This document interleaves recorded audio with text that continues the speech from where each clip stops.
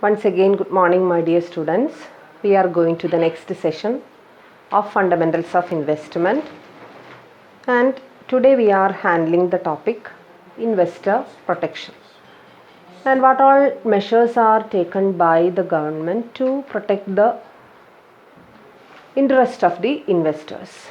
And here we have to discuss one important organization, that is SEBI, and you are familiar with the term SEBI. And what is the expansion of SEBI? SEBI means Securities Exchange Board of India. Securities Exchange Board of India.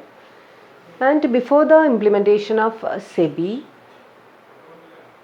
the securities transactions were dealt by two organizations. The first one, Controller of Capital Issues, and the next one is Stock Exchange Division. And Stock Exchange Division deals with the secondary issues, and Controller of Capital Issues deals with the primary issues. And you know what is primary issue and what is secondary issue. And after that, and the government of India took some measures for the solution of some problems and solution of some issues that have been arised during that period relating to the handling and transactions of securities exchanges and handling and transactions of these securities instruments. And the SEBI has been implemented, and it has been started in the year 1988. And SEBI started its functions in the year 1992 after the implementation of SEBI Act in the Parliament. SEBI Act, നിങ്ങൾ കേട്ടിട്ടുണ്ടാവും SEBI ആക്ടിനെ കുറിച്ച്. നിങ്ങൾ പല വിഷയങ്ങളിൽ നിങ്ങൾ പഠിച്ചിട്ടുള്ളതാണ്. SEBI act 1992 government അത് പാസ്സാക്കിയത്. അതിനുശേഷമാണ് എന്ത് നിലവിൽ വന്നത്, അല്ലെങ്കിൽ എന്ത് പ്രവർത്തനം ആരംഭിച്ചത്? SEBI പ്രവർത്തനം ആരംഭിച്ചു. SEBI എന്ന് പറയുന്ന ഒരു സ്ഥാപനം പ്രവർത്തനം ആരംഭിച്ചത്.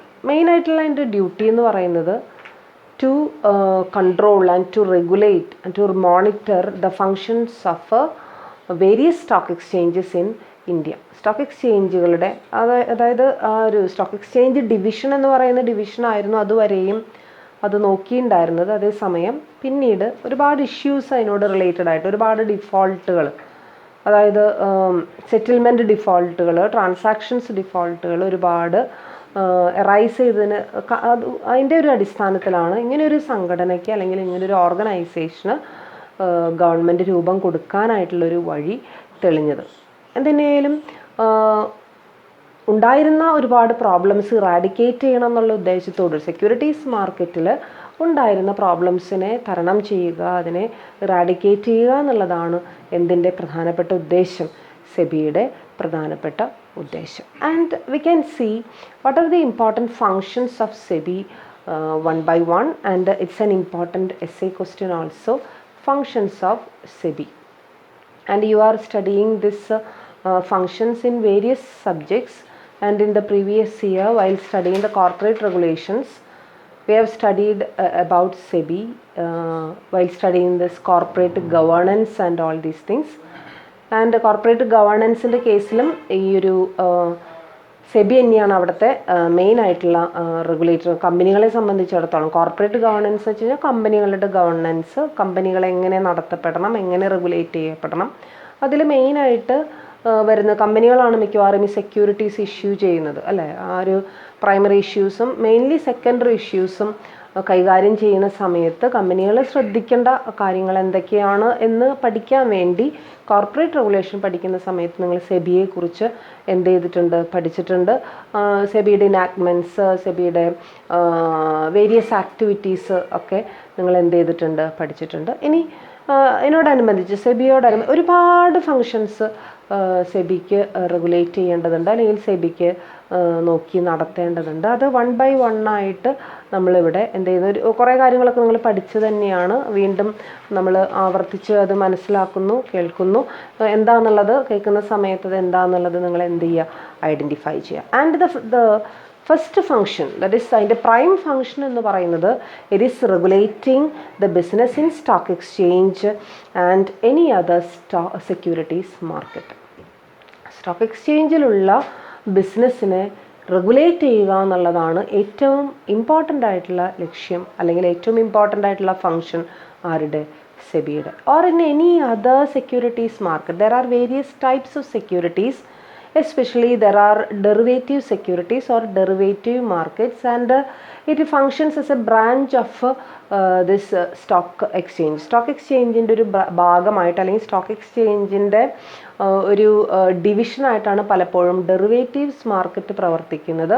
ഡെറിവേറ്റീവ്സ് വെച്ച് കഴിഞ്ഞാൽ it's A special kind of contracts or special type of securities, and the performance of these contracts are it will happen only in later periods, only in future years. So that is a peculiarity, and these contracts are entered into by the parties to avoid or to minimize the losses in the transaction of securities or commodities. അതാണ് അതിൻ്റെ main ആയിട്ടുള്ള ഉദ്ദേശം.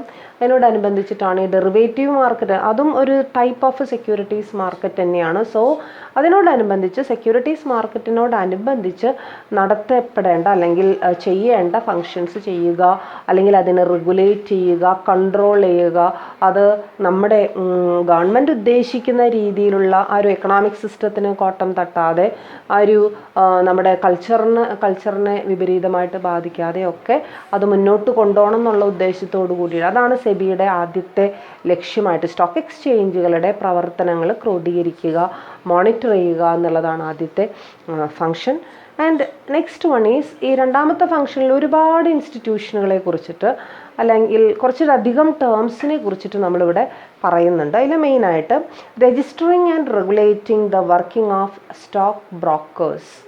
ഈ term നിങ്ങൾ കേട്ടിട്ടുണ്ടായിരിക്കും, stock ബ്രോക്കർമാർ അല്ലെ, stock എക്സ്ചേഞ്ചുകളിൽ പ്രവർത്തിക്കുന്ന brokers. And എന്താണ് ഒരു ബ്രോക്കർ, എന്താ ചെയ്യാന്നുള്ളത് നമുക്കറിയാം. അത് ഏത് ടൈപ്പ് ഓഫ് ബ്രോക്കേഴ്സ് ആണെങ്കിലും.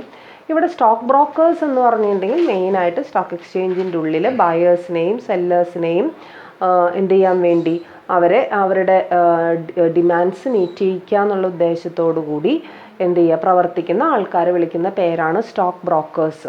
സ്റ്റോക്ക് ബ്രോക്കേഴ്സിനെ സംബന്ധിച്ചിടത്തോളം വെറുതെ ഒരാൾക്ക് പോയിട്ട് സ്റ്റോക്ക് എക്സ്ചേഞ്ചിൽ പോയിട്ട് ബ്രോക്കറായിട്ട് വർക്ക് ചെയ്യാനായിട്ട് സാധിക്കില്ല. They should get the necessary licensing from SEBI grand ചെയ്യുന്ന പെർമിഷനോടുകൂടി, ലൈസൻസോടുകൂടി മാത്രമേ സ്റ്റോക്ക് എക്സ്ചേഞ്ചിൽ അവർക്ക് എന്ത് ചെയ്യാനായിട്ട് സാധിക്കുള്ളൂ, വർക്ക് ചെയ്യാനായിട്ട് സാധിക്കുള്ളൂ. And if there are any mistakes or defaults from the part of those stock brokers, immediately SEBI will cut the license of these stock brokers. അപ്പോൾ അതൊരു ഇമ്പോർട്ടൻ്റ്. അപ്പോൾ സ്റ്റോക്ക് ബ്രോക്കേഴ്സിനെ റെഗുലേറ്റ് ചെയ്യുക, അവരെ റെഗുലേറ്റ് ചെയ്താൽ തന്നെ പകുതി സ്റ്റോക്ക് മാർക്കറ്റിൻ്റെ ആ ഒരു പ്രവർത്തനങ്ങൾ കുറച്ചും കൂടി സുഗമമായിട്ട് നടക്കാനുള്ള സാധ്യത അവിടെ നമ്മൾ കാണുന്നു.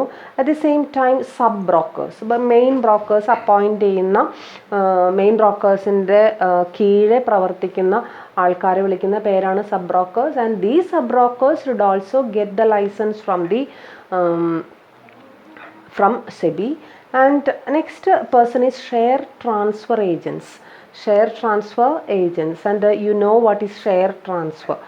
And if one person is interested to transfer his shares to another person, there may be some persons to help the process of that transfer, executing how to prepare a transfer deed and how to execute a transfer deed, and all these will be the advices on all these things will be given by share transfer agents. And അവരുടെ പ്രവർത്തനങ്ങളെയും എന്ത് ചെയ്യണം, സുഗമമാക്കണം. And next one is bankers to the issue and merchant bankers to the issue. And who are bankers to the issue?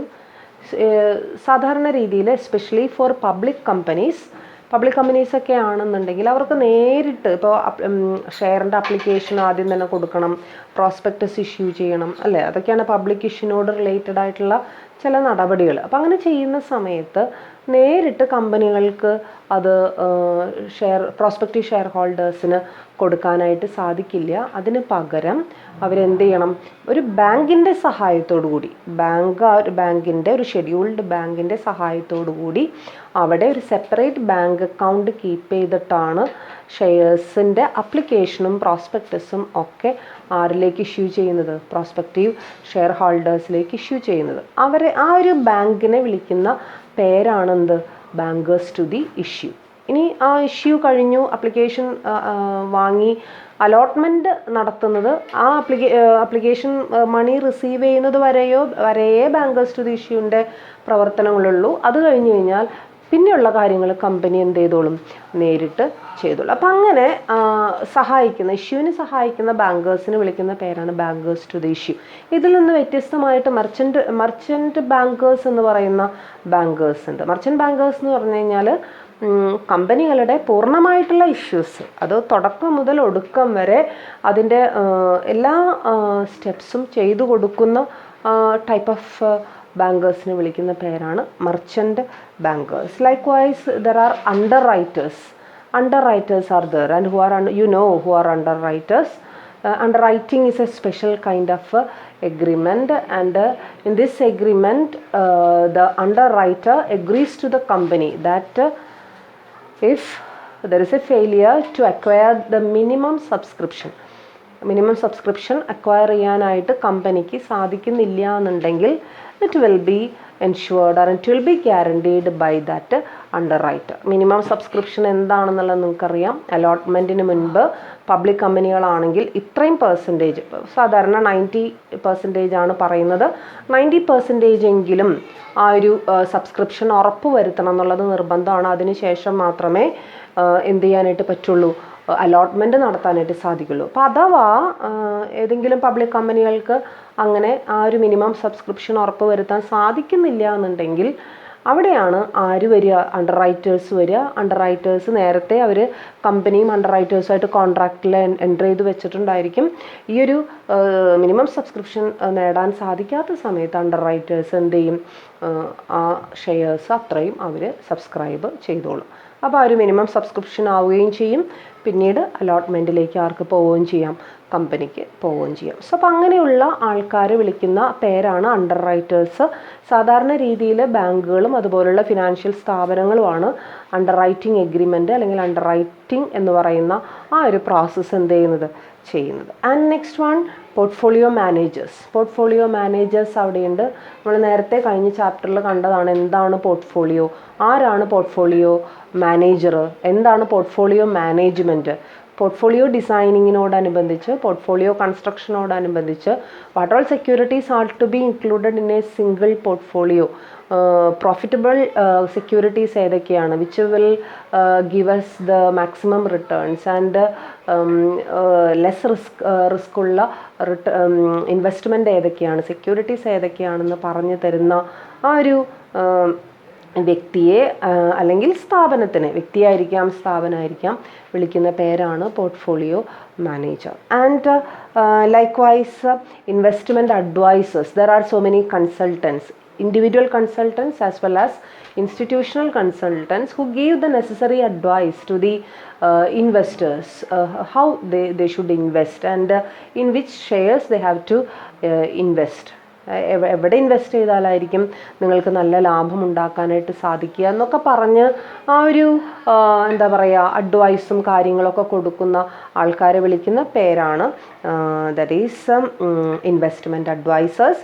And such other intermediaries who may be associated with securities market in any manner. ഏത് രീതിയിലായാലും ഇൻവെസ്റ്റ്മെൻറ്റിനെ, ഇഷ്യൂസിനെ, public ഇഷ്യൂവിനെ help ചെയ്യുന്ന ഏത് കൂട്ടരെയും regulate ചെയ്യുക, അവരുടെ പ്രവർത്തനങ്ങളെ monitor ചെയ്യുക എന്നുള്ളത് ആരുടെ പ്രധാനപ്പെട്ട ഫങ്ഷനാണ്, സെബിയുടെ പ്രധാനപ്പെട്ട ഫങ്ഷനാണ്. And next one, registering and regulating the working of depositories, depository participants, custodians of securities. Okay, register ചെയ്യുക, അതുപോലെ തന്നെ മോണിറ്റർ ചെയ്യുക ആരെ, ഡെപ്പോസിറ്ററീസ്. ഹു ആർ ഡെപ്പോസിറ്ററീസ്, എവിടെയാണ് നിങ്ങൾ പഠിച്ചിട്ടുള്ളതാണ് ഡെപ്പോസിറ്ററീസ്. അതുപോലെ തന്നെ ഡെപ്പോസിറ്ററി പാർട്ടിസിപ്പൻസ്. അല്ലേ?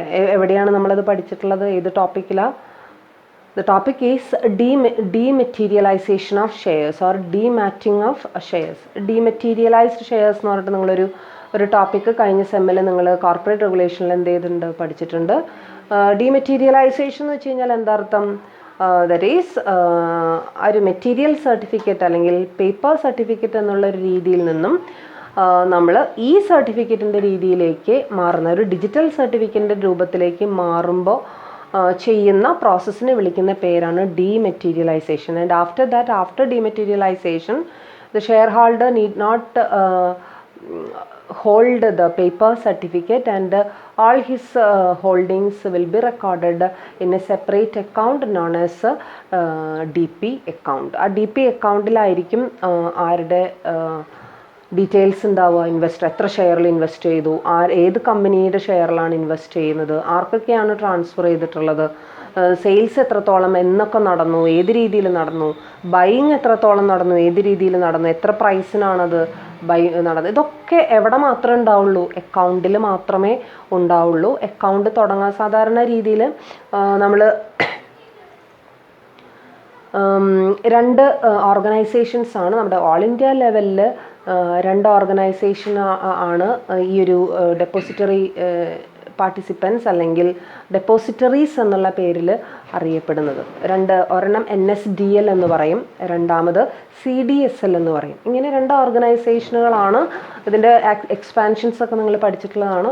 ഈ രണ്ട് ഓർഗനൈസേഷനാണ് ഈ ഡെപ്പോസിറ്ററി അല്ലെങ്കിൽ ഡീമെറ്റീരിയലൈസേഷൻ എന്ന് പറയുന്ന പ്രോസസ്സ് ഇൻവെസ്റ്റേഴ്സിന് വേണ്ടി ചെയ്തു കൊടുക്കുന്നു. ഈ രണ്ട് ഓർഗനൈസേഷൻ്റെയും കീഴിൽ സാധാരണ ബ്രോക്കർമാർ പ്രവർത്തിക്കുന്നത് പോലെ ലൈസൻസ്, അവരുടെ കയ്യിൽ നിന്ന് ലൈസൻസ് വാങ്ങിയിട്ടുള്ള NSDLൻ്റെ അടുത്തുനിന്നും CDSLൻ്റെ അടുത്തുനിന്നും ലൈസൻസ് വാങ്ങിയിട്ടുള്ള ഒരുപാട് ആൾക്കാർ എന്ത് ചെയ്യുന്നുണ്ട്, പ്രവർത്തിക്കുന്നുണ്ട്. അവരെ വിളിക്കുന്ന പേരാണ് ഡെപ്പോസിറ്ററി പാർട്ടിസിപ്പൻസ്. ഈ ഡെപ്പോസിറ്ററി പാർട്ടിസിപ്പൻസിൻ്റെ അടുക്കലാണ് ഇൻവെസ്റ്റേഴ്സ് എന്ത് ഓപ്പൺ ചെയ്യുന്നത്? ഡീമാറ്റ് അക്കൗണ്ട് ഓപ്പൺ ചെയ്യുന്നത്. ഈ ഡീമാറ്റ് അക്കൗണ്ടിലൂടെയാണ് അവർ ഒറ്റയടിക്ക് ആ ഡീമാറ്റ് അക്കൗണ്ട് തുടങ്ങാനുള്ള പെർമിഷൻ കൊടുക്കില്ല. അതിന് പകരം കമ്പനിയായിട്ടുള്ള കറസ്പോണ്ടൻസിലൂടെ കമ്പനിയിൽ അത് ചോദിച്ചുകൊണ്ട് കമ്പനിയുടെ പെർമിഷനോടുകൂടി മാത്രമേ ഡീമാറ്റ് അക്കൗണ്ട് അവരെന്ത് ചെയ്യുള്ളൂ, ഓപ്പൺ ചെയ്യുള്ളൂ. And once it is opened the paper certificates will be, അതിനെ നമ്മൾ എന്ത് ചെയ്ത് കളയും, നശിപ്പിച്ച് കളയും. ഐദർ ഇറ്റ് ഷുഡ് ബി എന്താ പറയുക, ഒന്നിൽ തീയിട്ട് കത്തിച്ച് കളയണം, അല്ലാന്നുണ്ടെങ്കിൽ വേറെ ഏതെങ്കിലും രീതിയിൽ അതിനെ എക്സ്റ്റിങ്വിഷ് ചെയ്ത് കളയാനായിട്ട് നമ്മൾ ശ്രമിക്കും. സോ ദീസ് ആർ അപ്പോൾ അതിനോട് റിലേറ്റഡ് ആയിട്ട് അപ്പോൾ ഏതൊക്കെ ഡെപ്പോസിറ്ററീസ് ഉണ്ട്? ഇപ്പം നേരത്തെ പറഞ്ഞു രണ്ട് ഡെപ്പോസിറ്ററീസ് ഉണ്ടെന്ന് പറഞ്ഞു, NSDL ആൻഡ് CDSL. ഇവരുടെ കീഴിൽ NSDLും CDSലും ആരുടെ കീഴിലാണ് പ്രവർത്തിക്കുന്നത്? ഈ സെബിയുടെ കീഴിലാണ്. സെബിയുടെ ആ ഒരു ഡയറക്റ്റ് കൺട്രോളിലാണ് ഇവർ പ്രവർത്തിക്കുന്നത്. അവരുടെ ഡയറക്റ്റ് കൺട്രോളിലാണ് ബാക്കിയുള്ള ഡെപ്പോസിറ്ററി പാർട്ടിസിപ്പൻസ് എന്ത് ചെയ്യുന്നത്, വർക്ക് ചെയ്യുന്നത്. അപ്പോൾ അവിടെയും വേറെ രീതിയിലുള്ള പ്രശ്നങ്ങളൊന്നും ഉണ്ടാവാൻ പാടില്ല. അതോടൊപ്പം തന്നെ custodians of securities, likewise foreign institutional investors and FIIs എന്ന് നിങ്ങൾക്കറിയാം. എന്താണ് FII? നമ്മുടെ ഇൻവെസ്റ്റ്മെൻറ്റ് മേഖലയെ ഒന്നും കൂടി സ്ട്രെങ്തൻ ചെയ്യുന്ന ഒരു വിഭാഗമാണ് FIIs എന്ന് പറയുന്നത്, ഫോറിൻ ഇൻസ്റ്റിറ്റ്യൂഷണൽ ഇൻവെസ്റ്റേഴ്സ് അല്ലേ. പ്രത്യേകിച്ചും പുറം രാജ്യങ്ങളിലുള്ള ഇൻഡിവിജ്വൽ ഇൻവെസ്റ്റേഴ്സിനേക്കാൾ പുറമെ ഇൻസ്റ്റിറ്റ്യൂഷണൽ ഇൻവെസ്റ്റേഴ്സ് നമ്മുടെ കമ്പനികളുടെ ഷെയർസിൽ ഇൻവെസ്റ്റ് ചെയ്യുന്ന ഫോറിൻ കമ്പനീസ്. അപ്പോൾ അത് എത്രത്തോളം ഉണ്ട്, എങ്ങനെയാണ് അവരുടെ ഇൻവെസ്റ്റ്മെൻറ്റിന് ബിഹൈൻഡിൽ അല്ലെങ്കിൽ അതിന് അവരെ പ്രചോദിപ്പിക്കുന്ന ഘടകങ്ങൾ എന്തൊക്കെയാണ്, അതിൻ്റെ പിന്നിൽ എന്തെങ്കിലും രഹസ്യങ്ങളുണ്ടോ, നമ്മുടെ രാജ്യത്തെ തകർക്കാനോ അല്ലെങ്കിൽ അതുപോലുള്ള എന്തെങ്കിലും ലക്ഷ്യങ്ങളുണ്ടോ എന്നുകൂടി ശ്രദ്ധിച്ചിട്ട് വേണം. അപ്പോൾ തീർച്ചയായിട്ടും അത് സെബിയുടെ ഉത്തരവാദിത്തമാണ് അത് നോക്കേണ്ടത്. അവരുടെ ഒബ്ജക്റ്റീവ് എന്താണെന്നുള്ളത് അനലൈസ് ചെയ്യേണ്ടതും മോണിറ്റർ ചെയ്യേണ്ടതും. And likewise credit rating agencies. And in India there are almost 5 credit rating agencies, and you have heard about CRISIL. That is the most important credit rating agency in India. CRISIL എന്ന് പറയുന്ന credit rating ഏജൻസിയോടൊപ്പം തന്നെ അതിൻ്റെ താഴെ തന്നെ ഒരു 4 ഏജൻസിയും കൂടി നമുക്ക് credit rate. എന്താണ് ക്രെഡിറ്റ് റേറ്റിംഗ്? ക്രെഡിറ്റ് റേറ്റിങ്ങിലൂടെ നമുക്ക് എന്തിനു വേണമെങ്കിലും ക്രെഡിറ്റ് റേറ്റ് ചെയ്യാം. ഫോർ എക്സാമ്പിൾ കമ്പനീസിനെ നമുക്ക് റേറ്റ് ചെയ്യാം, കമ്പനീസ് ഇറക്കുന്ന സെക്യൂരിറ്റീസിനെ നമുക്ക് എന്ത് ചെയ്യാം, റേറ്റ് ചെയ്യാം. ഡിഫറെൻറ്റ് ബോണ്ടുകളെ ആയിരിക്കാം, ഡിബഞ്ചേഴ്സുകളെ ആയിരിക്കാം, എന്തിനു വേണമെങ്കിലും നമുക്ക് എന്ത് ചെയ്യാം, റേറ്റ് ചെയ്യാം. അപ്പോൾ റേറ്റ് ചെയ്യാന്ന് വെച്ച് കഴിഞ്ഞാൽ അതിൻ്റെ ക്രെഡിറ്റ് വർത്തിനെസ് എത്രത്തോളം ഉണ്ട്, എത്രത്തോളം അവർ ഡിഫോൾട്ട് ഇല്ലാതെ അവർക്ക് മുന്നോട്ട് പോകാനായിട്ട് സാധിക്കുന്നുണ്ട്.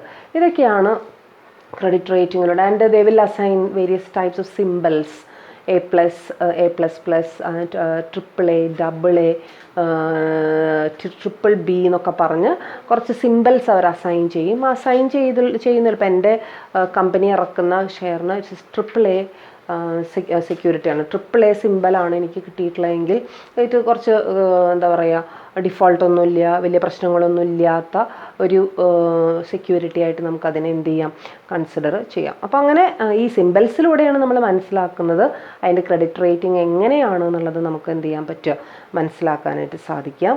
ആൻഡ് സോ ക്രെഡിറ്റ് റേറ്റിംഗ് ഏജൻസികൾ, അപ്പോൾ ഞാൻ നേരത്തെ പറഞ്ഞ ഏകദേശം 5ഓളം credit rating agencies, well established ആയിട്ടുള്ള ക്രെഡിറ്റ് റേറ്റിംഗ് ഏജൻസീസ് ഇന്ത്യയിലുണ്ട്. ഇതിൻ്റെയൊക്കെ പ്രവർത്തനങ്ങൾക്ക് മേൽനോട്ടം വഹിക്കേണ്ടത് ആരുടെ ഉത്തരവാദിത്തമാണ്? സെബിയുടെ ഉത്തരവാദിത്തമാണ്. Next one, registering and regulating the working of venture capital funds and collective investment schemes including mutual fund. Okay, venture capital scheme അല്ലെങ്കിൽ ഏറ്റവും കൂടുതലായി പോപ്പുലർ ആയിട്ടുള്ളൊരു ഇൻവെസ്റ്റ്മെൻറ്റ് സ്കീമാണ് ദാറ്റ് ഈസ് മ്യൂച്വൽ ഫണ്ട്, അല്ലേ? നിങ്ങൾ നേരത്തെ ഫസ്റ്റ് ക്ലാസ്സിൽ അല്ലെങ്കിൽ ഫസ്റ്റ് ചാപ്റ്റേഴ്സുകളിലായിട്ട് നിങ്ങൾ പഠിച്ച ഒരു പ്രധാനപ്പെട്ട ഒരു സംഭവമാണ് മ്യൂച്വൽ ഫണ്ട് എന്ന് പറയുന്നത്. മ്യൂച്വൽ ഫണ്ട് എന്താണ്, എങ്ങനെയാണ്, അതെങ്ങനെയാണ് പ്രവർത്തിക്കുന്നത്, അതിന് എന്തൊക്കെ പ്രീ കണ്ടീഷൻസ് നമുക്ക് വേണം എന്നുള്ളതൊക്കെ നമ്മൾ എന്ത് ചെയ്ത് കഴിഞ്ഞതാണ്, പഠിച്ചു കഴിഞ്ഞതാണ്. അപ്പോൾ അതിനെക്കുറിച്ച് ഡിസ്കസ് ചെയ്യുന്നില്ല. പക്ഷേ അതിൻ്റെ എല്ലാത്തിൻ്റെയും പ്രവർത്തനങ്ങൾ നമ്മളവിടെ കണ്ടു. there should be some sponsors for this mutual funds and we should formulate it as a trust, and likewise there should be some, all the investors should be treated as beneficiaries, and likewise there should be a custodian of securities. Okay, അങ്ങനെയുള്ള കുറേ ഘടകങ്ങൾ. അല്ലാതെ ഒറ്റയ്ക്കൊരു സ്ഥാപനത്തിന് എന്ത് കൊണ്ടു നടക്കാനായിട്ട് സാധിക്കില്ല mutual fund. അതിനെ കുറച്ചധികം സ്ഥാപനങ്ങളുടെ ഒരു കോമ്പിനേഷനിലൂടെയാണ് മ്യൂച്വൽ ഫണ്ട് എന്ന് പറയുന്ന ആ ഒരു വലിയൊരു സ്കീം നമുക്ക് എന്ത് ചെയ്യാനായിട്ട് സാധിക്കുള്ളൂ, ഓപ്പറേറ്റ് ചെയ്യാനായിട്ട് സാധിക്കുള്ളൂ. അങ്ങനെ ഓപ്പറേറ്റ് ചെയ്യുമ്പോൾ അവിടെ എന്തൊക്കെ റൂൾസ് ആൻഡ് റെഗുലേഷൻസ് നോക്കണം, വ്യക്തമായിട്ടുള്ളൊരു മോണിറ്ററിങ് സിസ്റ്റം, അതോടൊപ്പം തന്നെ മ്യൂച്വൽ ഫണ്ടുകളുടെ പ്രവർത്തനങ്ങൾക്ക് വേണ്ട ആ ഒരു ഇൻസ്ട്രക്ഷൻസും റൂൾസും റെഗുലേഷൻസും ഒക്കെ കൊടുക്കേണ്ടത് ആരുടെ ഉത്തരവാദിത്തമാണ്? സെബിയുടെ ഉത്തരവാദിത്തമാണ്. And next one is prohibiting fraudulent and unfair trade practices relating to securities market.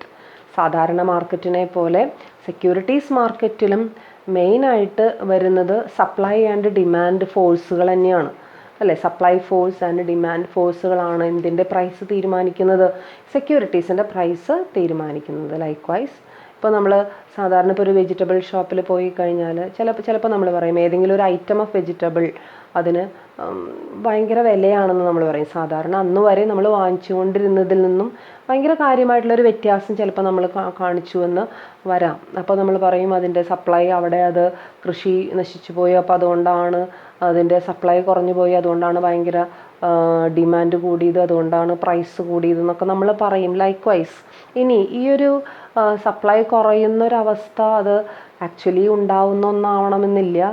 അത് ചിലപ്പോൾ ഉണ്ടാക്കപ്പെട്ടതായിരിക്കാം, അല്ലേ? അത് മാർക്കറ്റേഴ്സിൻ്റെ അല്ലെങ്കിൽ സെല്ലേഴ്സിൻ്റെ ഒരു എന്താ പറയുക റെസ്ട്രിക്റ്റീവ് ആയിട്ടുള്ളൊരു ട്രേഡ് പ്രാക്ടീസായിട്ട് വേണമെങ്കിൽ നമുക്കതിനെ കാണാം. അതിനെ റെക്കഗ്നൈസ് ചെയ്യാനായിട്ട് സാധിക്കുന്നുണ്ടെങ്കിൽ, അതിനെ ഐഡൻറ്റിഫൈ ചെയ്യാനായിട്ട് സാധിക്കുന്നുണ്ടെങ്കിൽ അത് നമ്മൾ എന്ത് ചെയ്യേണ്ടി വരും, അതിനെ നമ്മൾ റെസ്ട്രിക്റ്റ് ചെയ്യേണ്ടതായിട്ട് തന്നെ വരും. അതിനെതിരെ പ്രൊഹിബിറ്റിംഗ് മെഷേഴ്സ് നമ്മൾ എന്ത് ചെയ്യേണ്ടി വരും, എടുക്കേണ്ടി വരും. അപ്പോൾ ഇങ്ങനെ സെക്യൂരിറ്റീസ് മാർക്കറ്റിലും ഉണ്ടാകാൻ സാധ്യതയുള്ള ആ ഒരു എന്താ പറയുക റെസ്ട്രിക്റ്റീവ് ട്രേഡ് പ്രാക്ടീസ്, എന്താ പറയുക സ്റ്റോക്ക് ബ്രോക്കേഴ്സിനെ സംബന്ധിച്ചിടത്തോളം വെറുതെ ഉള്ള ചില പ്രചാരണങ്ങളിലൂടെ ഇന്നത് സംഭവിക്കാൻ സാധ്യതയുണ്ട്, സോ ഷെയറിൻ്റെ പ്രൈസ് ഇൻക്രീസ് ചെയ്യാൻ സാധ്യതയുണ്ട് എന്നുള്ള അങ്ങനെ നമ്മൾ എന്താ പറയുക ഫാസിനേറ്റഡ് സ്റ്റോറീസ് നമ്മൾ ഉണ്ടാക്കി അതിലൂടെ ഇൻവെസ്റ്റേഴ്സിനെ കബളിപ്പിക്കുകയും വെറുതെയുള്ളൊരു പ്രൈസ് ഹൈക്ക് ഉണ്ടാക്കുകയും ഒക്കെ ചെയ്യുന്ന ആ ഒരു പ്രവണത, ഇതിനെയൊക്കെ നമ്മൾ എന്ത് ചെയ്യേണ്ടിയിരിക്കുന്നു, റെസ്ട്രിക്റ്റ് ചെയ്യേണ്ടിയിരിക്കുന്നു. അങ്ങനെ റെസ്ട്രിക്റ്റ് ചെയ്തിട്ട് വേണം നമ്മൾ എന്ത് ചെയ്യാൻ, മുന്നോട്ട് പോവാൻ. സോ അത് ഒരു റെസ്ട്രിക്റ്റീവ് ട്രേഡ് പ്രാക്ടീസസ് ഇല്ലാതാക്കുക അല്ലെങ്കിൽ അതിനെതിരെ നടപടികൾ എടുക്കുക എന്നുള്ളത് ആരുടെ ചുമതലയാണ്? സെബിയുടെ ചുമതലയാണ്. And next one is regulating substantial acquisition of shares and take over of companies. സബ്സ്റ്റാൻഷ്യലായിട്ടുള്ള ടേക്ക് ഓവേഴ്സ്, അതായത് ഇപ്പോൾ ഒരു സ്റ്റോക്ക് മാർക്കറ്റിൽ ഇപ്പോൾ ഏതെങ്കിലും ഒരു കമ്പനി ഒരു 1 crore rupees they are issuing their shares, but അതിലൊരു ഏകദേശം ഒരു 80 lakhs എമൗണ്ടിന് അടുത്ത് it is taken over by a particular person or a particular institution. That taking over is known as substantial taking over. അത് നമ്മളൊന്ന് ശ്രദ്ധിച്ച് വേണം എന്ത് ചെയ്യാൻ, കൈകാര്യം ചെയ്യാൻ, അല്ലേ? അതായത് ഒരു കമ്പനി കുറച്ച് ഷെയർ ഇറക്കി, സാധാരണ രീതിയിൽ ആ ഷെയർ എല്ലാം പബ്ലിക് ഇഷ്യൂ എന്നാണ് അതിന് പേര്. അല്ല, പബ്ലിക്കിലുള്ള ഏത് വ്യക്തിക്കും അത് വാങ്ങാനുള്ള സ്വാതന്ത്ര്യം അവിടെ ഉണ്ട്. അതേസമയം ആ ഷെയറുകളുടെ മേജർ പോർഷൻ ഒരു വ്യക്തി മാത്രം അത് വാങ്ങുന്നുണ്ടെങ്കിൽ അതിൽ എന്തെങ്കിലും ഒരു കാര്യമുണ്ടാവും എന്ന് ആര് സംശയിക്കണം? സെബി സംശയിക്കണം. അറ്റ് ദ സെയിം ടൈം അത് എന്താണെന്നുള്ളത് അന്വേഷിച്ചറിഞ്ഞ് അതിൽ വേറെ കുഴപ്പമൊന്നുമില്ലാത്തതാണെന്നുണ്ടെങ്കിൽ പ്രശ്നങ്ങളൊന്നുമില്ല. If it is permitted by that companies articles of association or memorandum of association it can be done. But അത് ശ്രദ്ധിക്കണം. അതിൽ ആ സബ്സ്റ്റാൻഷ്യൽ ടേക്ക് ഓവേഴ്സ് എന്തുകൊണ്ടുണ്ടായി, എന്താണ് അതിനുണ്ടാകാവുന്ന ആഫ്റ്റർ എഫക്ട്സ് എന്നുള്ളത് മനസ്സിലാക്കേണ്ടത് ആരുടെ ഉത്തരവാദിത്തമാണ്? സെബിയുടെ ഉത്തരവാദിത്തമാണ്. And likewise calling for information, next function പറയുന്നത് calling for information from undertaking inspection, conducting inquiries and audits of stock exchanges, mutual funds, other persons associated with the securities market, intermediaries and self-regulatory organizations in the securities market. And what do you mean by calling for information? Calling for information means collecting information from the stock exchanges. It's a duty of this SEBI to collect or to invite the informations from all the stock exchanges in India in a periodical basis, maybe a monthly report, maybe a yearly report, any type of report should be. The purpose is to gather the complete information regarding the transactions in the stock exchange. അപ്പോൾ തീർച്ചയായിട്ടും stock എക്സ്ചേഞ്ചുകളോട് information ചോദിക്കാനുള്ള power ആർക്കുണ്ട്? സെബിക്കുണ്ട്. Information ചോദിച്ചു കഴിഞ്ഞാൽ it should be given to the various officials of SEBI and it's a responsibility of the stock exchange. അപ്പോൾ അതൊരിക്കലും ബാക്കി വേറെ പ്രശ്നങ്ങളിലേക്ക് പോവില്ല എന്നുള്ള രീതിയിൽ. ആൻഡ് അതുപോലെ തന്നെ ഇൻസ്പെക്ഷൻ വേണ്ടി വന്നാൽ ഇൻസ്പെക്ഷൻ നടത്താൻ, undertaking of inspection and conducting inquiries and audits. Inquiries conduct ചെയ്യാൻ sometimes there may be some complaints regarding the functioning of stock exchange from the part of investors or from the part of stock brokers. Complaint ചെന്നുണ്ടാവും ആർക്ക്? സെബിക്ക്. ആരുടെ പേരിൽ? ഏതെങ്കിലും mutual ഫണ്ടിൻ്റെ പേരിലായിരിക്കാം, അല്ലാന്നുണ്ടെങ്കിൽ ഏതെങ്കിലും stock എക്സ്ചേഞ്ചുകളുടെ പേരിലായിരിക്കാം, അല്ലാന്നുണ്ടെങ്കിൽ വേറെ ഏതെങ്കിലും ഒരു പെർട്ടിക്കുലർ സ്റ്റോക്ക് ബ്രോക്കറിൻ്റെ പേരിലായിരിക്കാം, ഏതെങ്കിലും ഒരു കമ്പനിയുടെ പേരിലായിരിക്കാം, ഇൻസ്റ്റിറ്റ്യൂഷനെ. എങ്ങനെയാണെങ്കിലും കംപ്ലൈൻറ്റ് കിട്ടിക്കഴിഞ്ഞാൽ SEBI has the power to investigate into and SEBI has the power to make inquiries regarding the complaint. And they are also powerful, the SEBI is also powerful to do the audit works of the various stock exchanges in India. Yearly audit conduct ചെയ്യാനായിട്ട് അതിൻ്റെ സ്റ്റേറ്റ്മെൻറ്റ്സും ഇതൊക്കെ പരിശോധിക്കാനും ഫിനാൻഷ്യലായിട്ടുള്ള transactions നോക്കാനും ഒക്കെയുള്ള power ആർക്കുണ്ട്? സെബിക്ക് ഉണ്ട്. And Next one is that calling for information and record from any bank or any other authority or board or corporation established or constituted by or under any central, state or provincial act in respect of any transaction in securities which is under investigation or inquiry by SEBI. ഏതെങ്കിലും ബാങ്കുകളുടെ അടുത്ത് നിന്നോ അല്ലാന്നുണ്ടെങ്കിൽ കമ്പനികളുടെ അടുത്ത് നിന്നോ stock എക്സ്ചേഞ്ചിൽ നിന്ന് മാത്രമല്ല, അല്ലെങ്കിൽ മ്യൂച്വൽ ഫണ്ടുകളിൽ നിന്ന് മാത്രമല്ല, സ്റ്റോക്ക് എക്സ്ചേഞ്ചിൽ ലിസ്റ്റ് ചെയ്യപ്പെട്ടിട്ടുള്ള കമ്പനികളുടെ അടുത്ത് നിന്നും ബാങ്കുകളുടെ അടുത്ത് നിന്നും നമുക്ക് എന്ത് ചോദിക്കാനുള്ള അർഹതയുണ്ട്? നമുക്ക് നല്ല സെബിക്ക് ആവശ്യത്തിന് ഇൻഫർമേഷൻസ് കോൾ ഫോർ ചെയ്യാനും അവരുടെ സ്റ്റേറ്റ്മെൻറ്റ്സ് ഓഡിറ്റ് ചെയ്യാനും ഒക്കെയുള്ള പവർ ആർക്കുണ്ട്? സെബിക്ക്. And the SEBI is an appellate authority to control all these types of institutions. And next one, performing such functions and exercising such powers under the provisions of provisions as may be delegated to it by the central government. And the SEBI Act has been passed by central government. Central ഗവൺമെൻറ്റിൻ്റെ ആക്ടിലൂടെയാണ് SEBI ഉണ്ടാക്കപ്പെട്ടിട്ടുള്ളത്. So central government കൊടുക്കുന്ന നിർദ്ദേശങ്ങൾക്കനുസരിച്ച് കാലാകാലങ്ങളിൽ എന്തൊക്കെ നിർദ്ദേശങ്ങൾ കൊടുക്കുന്നുണ്ടോ അതിനനുസരിച്ച് പ്രവർത്തിക്കേണ്ടത് ആരുടെ ഉത്തരവാദിത്തമാണ്? സെബിയുടെ ഉത്തരവാദിത്തമാണ്. And likewise levying fees or other charges for carrying out the purpose of section 2 of the SEBI Act which contains its functions. Levying fees or other charges, they can execute their fees execute ചെയ്യാനും അത് വാങ്ങിക്കാനും അല്ലേ?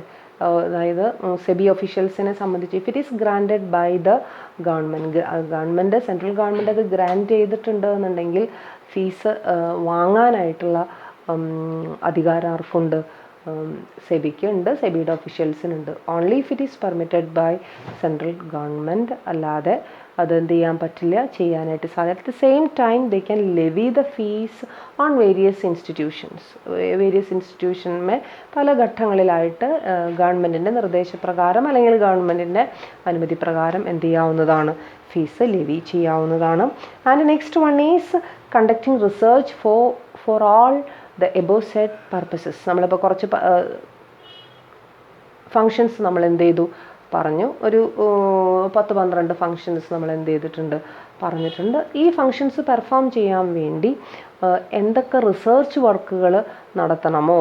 അപ്പോൾ സെബിക്ക് has its own research wing, its own research officials. They will conduct the regular research regarding the various stock exchange. They will study in detail the functioning of various stock exchanges and what all things have to be implemented, new things have to be implemented in stock exchanges, and for that purpose they have to do so many research works. And these research works anyway research ചെയ്യണമെന്നുണ്ടെങ്കിൽ അതിനതിൻ്റേതായിട്ടുള്ള officials വേണം, capable ആയിട്ടുള്ള researchers വേണം. ഇവരെയൊക്കെ appoint ചെയ്യാനും ആ research വേണ്ട വിധം നല്ല രീതിയിൽ എക്സിക്യൂട്ട് ചെയ്യാനും ആർക്ക് അധികാരമുണ്ട്? ആർക്ക് ചെയ്യാവുന്നതാണത്? സെബിക്ക് അത് ചെയ്യാവുന്നതാണ്. And next one, calling for information from or furnishing information to any such agencies as may be specified by the board which may be considered necessary by it for efficient discharge of its functions. Okay, ആരിൽ നിന്ന് വേണമെങ്കിലും informations collect ചെയ്യാം, ആർക്ക് വേണമെങ്കിലും informations കൊടുക്കാം. ഇങ്ങനെയാണെങ്കിൽ if it is necessary for the functions to be performed. സെബിയെ സംബന്ധിച്ചിടത്തോളം സെബി ചെയ്യേണ്ട duty, SEBI ചെയ്യേണ്ട ഫങ്ഷൻസ് അത് as per rules and regulations ചെയ്യണമെന്നുണ്ടെങ്കിൽ ആരിൽ നിന്നൊക്കെയാണോ അതിന് ഇൻഫർമേഷൻസ് കിട്ടേണ്ടത്, അത് ഏത് ഇൻസ്റ്റിറ്റ്യൂഷൻസ് ആണോ, ഇൻഡിവിജ്വൽസ് ആണോ, ഗവൺമെൻറ് ഒഫീഷ്യൽസ് ആണോ, കമ്പനീസ് ആണോ, ബാങ്കുകളാണോ, എന്തിൽ നിന്ന് വേണമെങ്കിലും എന്ത് കളക്ട് ചെയ്യാം? ഇൻഫർമേഷൻസ് കളക്ട് ചെയ്യാം എന്നുള്ളത് മാത്രമല്ല, they can deliver and they can give informations to anybody. ആർക്ക് വേണമെങ്കിലും ഇൻഫർമേഷൻസ് കൊടുക്കാം. ദെൻ പക്ഷേ ഒരു കണ്ടീഷൻ മാത്രമേ അവിടെ പറയുന്നുള്ളൂ, should be for the purpose of performance of their functions എന്നുള്ള ആ ഒരു കാര്യം മാത്രമേ പറയുന്നുള്ളൂ. അതിന് വേണ്ടിയാണെങ്കിൽ അതിൽ യാതൊരു കുഴപ്പവും ഇല്ല എന്നുള്ളതാണ് നമ്മളവിടെ കാണുന്നത്. And next one, performing such other functions as may be prescribed. ബാക്കിയുള്ള ഫങ്ഷൻസ്, ബാക്കി എന്തൊക്കെയാണോ ഫങ്ഷൻസ് ഉള്ളത് അത് എല്ലാം തന്നെ എന്ത് ചെയ്യാവുന്നതാണ്, പെർഫോം ചെയ്യാവുന്നതാണ്. So these are the various functions of SEBI. ഇപ്പോൾ സെബി എന്ന് പറയുന്നത് ഒരു ഇമ്പോർട്ടൻ്റ് ആയിട്ടുള്ളൊരു ഓർഗനൈസേഷനാണ്. ഉണ്ടാക്കിയിട്ടുള്ളത് സെൻട്രൽ ഗവൺമെൻറ് ആണ്. 1988 രൂപകൽപ്പന ചെയ്തത്. പക്ഷെ അതിൻ്റെ ഫങ്ഷൻസ് ആരംഭിച്ചത് ഏത് വർഷത്തിന് ശേഷമാണ്? 1992 ശേഷമാണ്. ഏത് ആക്ട് പാസ്സാക്കിയതിന് ശേഷം? Securities and exchange board of India act 1992 എന്ന് പറയുന്ന ആക്ട് പാസ്സാക്കിയതിന് ശേഷമാണ് അതിന് ഒരു ശരിയായിട്ടുള്ളൊരു നിലനിൽപ്പും അതിൻ്റെ ഫങ്ഷൻസ് ശരിയായിട്ടുള്ള രീതിയിൽ എന്ത് ചെയ്യാനും സാധിച്ചത്, ആരംഭിക്കാനും സാധിച്ചത്. സോ അതിന് മുൻപ് ഉണ്ടായിരുന്ന ഓർഗനൈസേഷനെ കുറിച്ച് നമ്മൾ പറഞ്ഞു. സ്റ്റോക്ക് മാർക്കറ്റ് ഡിവിഷൻ എന്ന് പറയുന്ന ഒരു ഡിവിഷനായിരുന്നു ഉണ്ടായിരുന്നത്. ആ സ്റ്റോക്ക് മാർക്കറ്റ് ഡിവിഷനും അതോടൊപ്പം തന്നെ അത് സെക്കൻഡറി മാർക്കറ്റ്. സ്റ്റോക്ക് എക്സ്ചേഞ്ച് എന്ന് പറഞ്ഞു കഴിഞ്ഞാൽ it's A secondary market. Secondary issue, primary issue എന്ന് പറയുന്ന എന്താണ് പ്രൈമറി ഇഷ്യൂ, എന്താണ് സെക്കൻഡറി ഇഷ്യൂ എന്നുള്ളത് നമുക്കറിയാം. എന്താണ് പ്രൈമറി ഇഷ്യൂ?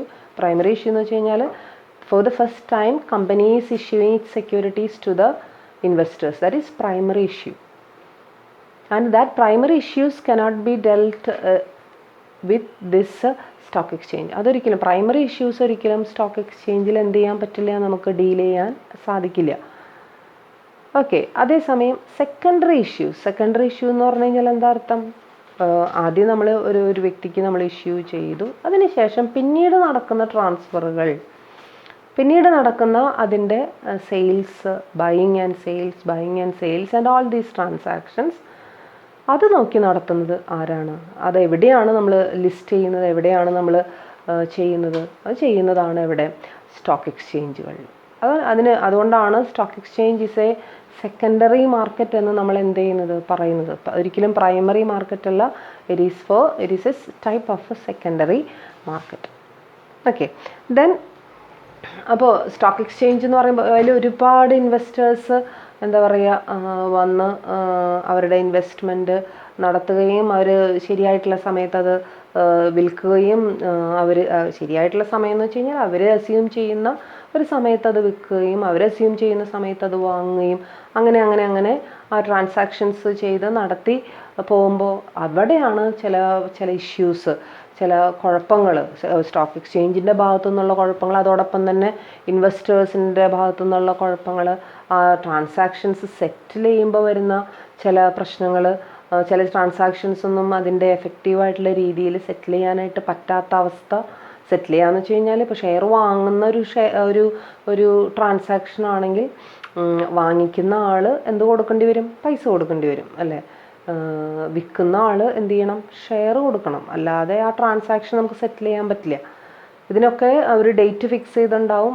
പറഞ്ഞ ഡേറ്റുകളിൽ തന്നെ അതെന്ത് ചെയ്യാൻ സാധിക്കണം, നമുക്ക് കംപ്ലീറ്റ് ചെയ്യാനും സാധിച്ചിരിക്കണം. അങ്ങനെയാണെങ്കിൽ മാത്രമേ അതിനൊരു ശരിയായിട്ടുള്ള രീതിയിലുള്ളൊരു സെറ്റിൽമെൻ്റ് എന്ന് നമുക്ക് പറയാം. പക്ഷേ പലപ്പോഴും ഈ ആക്റ്റൊക്കെ പാസ്സാക്കുന്നതിന് മുമ്പ് ഒരുപാട് ഇഷ്യൂസ്, ഇൻവെസ്റ്റേഴ്സിൻ്റെ ഭാഗത്തു നിന്നുള്ള ഇൻക്രീസ്ഡ് ആയിട്ടുള്ള കംപ്ലൈൻറ്റുകൾ, മാത്രമല്ല സ്റ്റോക്ക് എക്സ്ചേഞ്ചിലുള്ള ഇൻഫർമേഷൻസ് അവർക്ക് യഥാസമയത്ത് കിട്ടുന്നില്ല എന്നൊക്കെ ഉള്ള കംപ്ലൈൻറ്റുകൾ, അങ്ങനെയുള്ള കംപ്ലൈൻറ്റുകളൊക്കെ കൂടി വന്നപ്പോഴാണ് സെൻട്രൽ ഗവൺമെൻറ് എന്തിനെക്കുറിച്ച് ചിന്തിക്കാൻ തുടങ്ങിയത്, ഇങ്ങനെയൊരു ആക്ട് പാസ്സാക്കിയാലോ എന്നുള്ളതിനെക്കുറിച്ച് ചിന്തിക്കാൻ തുടങ്ങിയത്. അങ്ങനെ ആക്ട് പാസ്സാക്കിയതിന് ശേഷമാണ് ഇന്ന ഫങ്ഷൻസാണ് സെബി പെർഫോം ചെയ്യേണ്ടത്, ഇന്ന രീതിയിലാണ് അത് മുന്നോട്ട് പോകേണ്ടത് എന്നുള്ള കാര്യങ്ങളൊക്കെ എന്ത് ചെയ്തത്, പറഞ്ഞത്. And okay. സോ സെബിയുടെ ഏറ്റവും ഇമ്പോർട്ടൻ്റ് ആയിട്ടുള്ള ഒഫീഷ്യൽ ആരാണെന്നുള്ളത് നിങ്ങൾ പലപ്പോഴും കേട്ടിട്ടുണ്ടായിരിക്കാം. സെബി ചെയർമാൻ ഓഫ് സെബി ആണ് ഏറ്റവും ഇമ്പോർട്ടൻ്റ് ആയിട്ടുള്ള ഒഫീഷ്യൽ എന്ന് പറയുന്നത്. അതാരാണ് ഇപ്പോൾ ഇന്ന് അല്ലെങ്കിൽ റീസെൻ്റ് ആയിട്ട് ആരാണ് അതിൻ്റെ ചെയർമാൻ എന്നുള്ളത് ജസ്റ്റ് ഒന്ന് സെർച്ച് ചെയ്ത് നോക്കുക. It's an interesting thing. So ആരാണ് ചെയർമാൻ? അപ്പോൾ ഇന്നത്തെ ക്ലാസ്സിൻ്റെ ഒരു ചെറിയൊരു ടാസ്ക് ആയിക്കോട്ടെ, സെർച്ച് ചെയ്ത് നോക്കുക. എന്തുകൊണ്ടാണ് ആ വ്യക്തിക്ക് ആ ഒരു സ്ഥാനം ഇപ്പോഴും അയാൾ കൈകാര്യം ചെയ്തുകൊണ്ടിരിക്കുന്നത് എന്നുള്ളത് മനസ്സിലാക്കുക. ദെൻ അതൊരു ചെറിയൊരു ടാസ്ക്കായിട്ട് എടുക്കുക. So functions of SEBI it's an important question. You should study each and every. Here നിങ്ങളുടെ ടെക്സ്റ്റ് ബുക്കിലൊരു 15 ടാസ്കുകളാണ് അല്ലെങ്കിൽ 15 ഫങ്ഷൻസ് ആണ് പറഞ്ഞിരിക്കുന്നത്. ഓരോ ഫങ്ഷൻസും വെരി ഇമ്പോർട്ടൻ്റ് ആണ്. So study it well and we can conclude this class. Okay, thank you.